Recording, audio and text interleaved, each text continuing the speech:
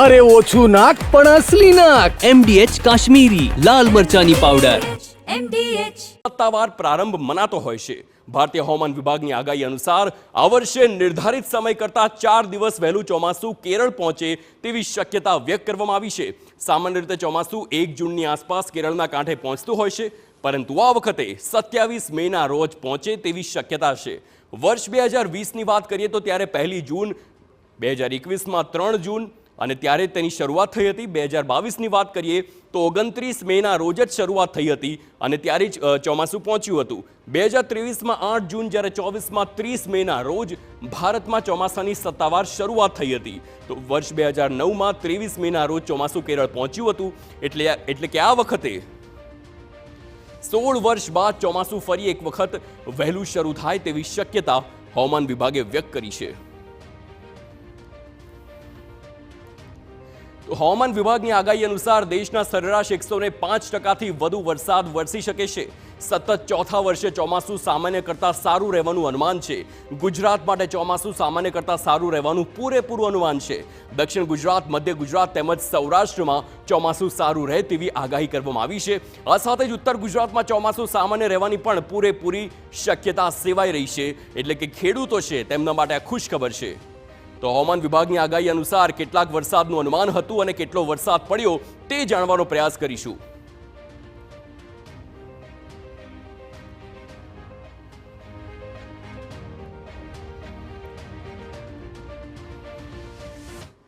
તો છેલ્લા 5 વર્ષમાં કઈ જગ્યાએ કેટલો વરસાદ પડ્યો તેના આંકડા પર નજર કરીશું અને તેની માહિતી જોવાનો પ્રયાસ કરીશું. આખરે જે વરસાદ છે ક્યારે કેટલો પડ્યો છે તે જોઈએ. વર્ષ 2020ની વાત કરીએ, કોરોનાનો સમય હતો. આગાહી એ વખતે હતી કે 102% વરસાદ પડશે, પરંતુ તેનાથી 7% વરસાદ છે તે વધુ પડ્યો અને વરસાદ 109% વર્ષ 2020માં પડ્યો છે.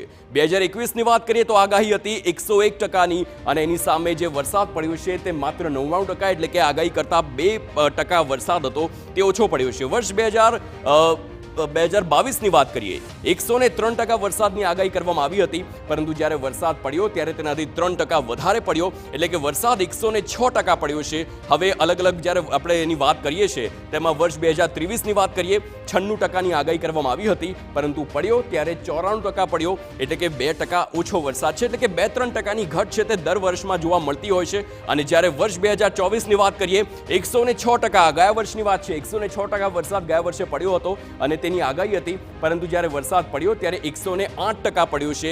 એટલે કે આપણે જોયું છે કે અનેક જેવા વિસ્તાર હતા ત્યાં પૂર જેવી સ્થિતિનું પણ નિર્માણ થયું હતું અને આ નિર્માણ એ આગાહીના 2% વરસાદ વધુ પડ્યો છે તેના આધારે જ કહી શકાય, કારણ કે જે પ્રકારે વરસાદ પડે છે તે ખૂબ જ વધુ હોય છે. તો આ જે આંકડા છે તે આપે જોયા છે. છેલ્લા 5 વર્ષમાં ક્યાંક 2% વધારે વરસાદ હોય તો ક્યાંક 2% ઓછો વરસાદ હોય છે, પરંતુ ગયા વર્ષની વાત કરીએ તો 104% વરસાદની આગાહી હતી અને 106% પડ્યો હતો. પરંતુ આ વખતની જે આગાહી છે તે આગાહી એવી જ છે કે જે પ્રકારે વરસાદ છે તેમાં વહેલો આવે તેવી શક્યતા છે. આપણી સાથે જોડાયેલા છે નિષ્ણાંત આત્રેય શેટ્ટી, તેમની સાથે સીધી વાત કરીશું. સર, આપનું સ્વાગત છે TV9માં. આ વખતની જે આગાહી હવામાન વિભાગે કરી છે તે આગાહીમાં મેઇન વાત એ છે કે 16 વર્ષ બાદ ચોમાસું લગભગ 8 થી 10 દિવસ વહેલું આવે તેવી શક્યતા છે અને ખાસ કરીને તેમાં ખેડૂતો માટે સારા સમાચાર છે. हाँ नमस्कार। तो जी बिल्कुल, इस साल केरल में बारिश जल्दी आने की अनुमान है और जो 2009 के बाद में पहली बार इतनी जल्दी बारिश आने के अनुमान है केरल तक। और अगर इसकी गति बनी रही तो फिर आगे बढ़ते हुए महाराष्ट्र और गुजरात तक भी कुछ दिन जल्दी आने की अनुमान है. बिल्कुल सर, हमने देखा कि हर साल जो आता है बारिश आती है तो 15 जून के आसपास गुजरात में बारिश की एंट्री होती है. इस बार कौन सी तारीख कह सकते हैं कि इस तारीख के आसपास जो बारिश है उसका सत्तावार गुजरात में आगमन हो जाएगा? तो अभी जो एग्जैक्ट डेट है वो कहना थोड़ा मुश्किल है अभी, क्योंकि अभी तक केरल पहुंचा नहीं है. लेकिन अगर जिस दिनांक के आसपास केरल पहुंचने की उम्मीद है, अगर तब तक पहुंच जाए तो फिर हम कह सकते हैं कि लगभग 10 या 12 जून तक दक्षिण गुजरात में मानसून दस्तक दे सकता है. और फिर उससे धीरे धीरे 5-6 दिन में और आगे बढ़कर सौराष्ट्र और मध्य गुजरात के इलाकों तक भी पहुंच सकता है। सर, आप टेक्निकली हम बात करें तो क्या कारण होते हैं कि इस बार बारिश जल्दी आती है या फिर लेट आती है? क्या किन किन कारणों को ध्यान में रखते हुए ये बारिश जल्दी आ सकती है, वो क्या कह सकते हैं? तो देखिए, बारिश की जो मानसून की जो दस्तक देने की जो दिनांक रहती है, उसकी कारण तो बहुत रहते हैं। ज़्यादातर के जो हमारे जो भारत के नीचे की जो हिंद महासागर है, उसकी तापमान के ऊपर निर्धारित रहता है, और फिर प्रशांत महासागर है, वहाँ पे भी जहाँ पे एल नीनो या ला नीना की स्थिति होती है, उसके ऊपर भी प्रभाव रहता है। और इस साल हमने देखा है कि जो है एल नीनो की कोई खतरा नहीं है मानसून को, क्योंकि जब एल नीनो रहता है तो सामान्य से थोड़ी कम बारिश देखने मिलती है भारत में। लेकिन इस साल न्यूट्रल कंडीशन है, तो उससे बारिश में कोई नकारात्मक प्रभाव आने की कोई संभावना नहीं है। और फिर जैसे कि हमने देखा कि इस साल भी जो गर्मी आई थी, वो मार्च और अप्रैल में ही बहुत तेज़ गर्मी आई थी, खास करके गुजरात और मध्य और उत्तर भारत के इलाकों में। तो जब गर्मी तेज़ आती है, और इसके कारण हमने देखा कि मई के शुरुआत में काफ़ी भारी बारिश हुई थी गुजरात में भी, पूरे गुजरात के स्टेट में भारी बारिश हुई थी, और भारत के कई इलाकों में, खास करके मध्य और दक्षिणी भारत में बारिश बहुत हुई थी मई के शुरुआत में। तो जब गर्मी भी जल्दी आती है और जो प्री मानसून की जो बारिश होती है, ये जल्दी शुरू होती है, तो हम ज़्यादातर देखते हैं कि ऐसे सालों में मानसून थोड़ी जल्दी दस्तक देती है।